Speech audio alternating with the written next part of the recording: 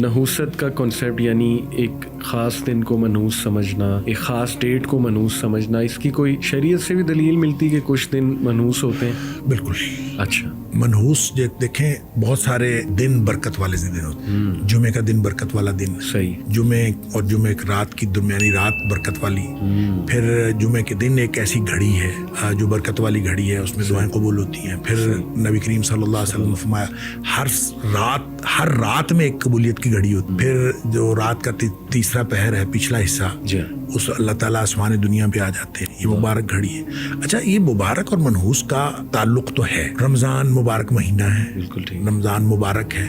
اچھا، یہ چیزیں ٹھیک ہے، لیکن اس کا مطلب یہ نہیں ہے کہ باقی دن منحوس ہیں. دنوں کے منحوس یا مبارک ہونے کی جو وجہ ہوتی ہے وہ انسانوں کے اعمال ہوتے ہیں. اللہ. یہ گھڑیاں مبارک ہیں اس شخص کے لیے جو عمل نیک کرتا ہے ان گھڑیوں کے اندر. بالکل ٹھیک، بالکل ٹھیک. اچھا، کسی چیز کے رمضان مبارک اس لیے کہ اس میں لوگ بہت زیادہ نیکیاں کرتے ہیں، صحیح، اس لیے یہ مبارک ہے. لہٰذا مبارک اور منحوس کا جو تعلق ہے وہ انسان کے اعمال کے ساتھ ہے. مثال میں اس کی دیتا ہوں قرآن سے. جی.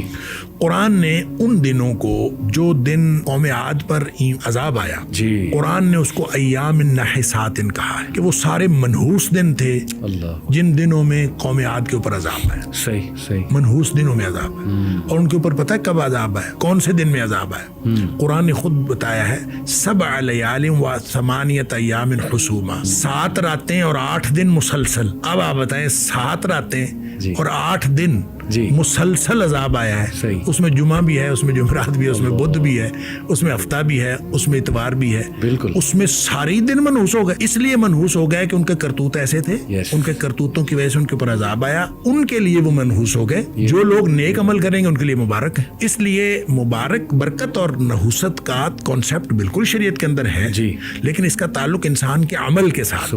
انسان جن اعمال کو اللہ تعالیٰ کی توحید کے لیے اور اللہ تعالیٰ کی بندگی بجا لانے کے لیے استعمال کر لیتا ہے وہ مبارک ہیں. اور جو انسان کے وہ گھڑیاں اور وہ اوقات جو اللہ تعالیٰ کی بندگی کے بغیر گزر جاتے ہیں وہ منحوس ہیں.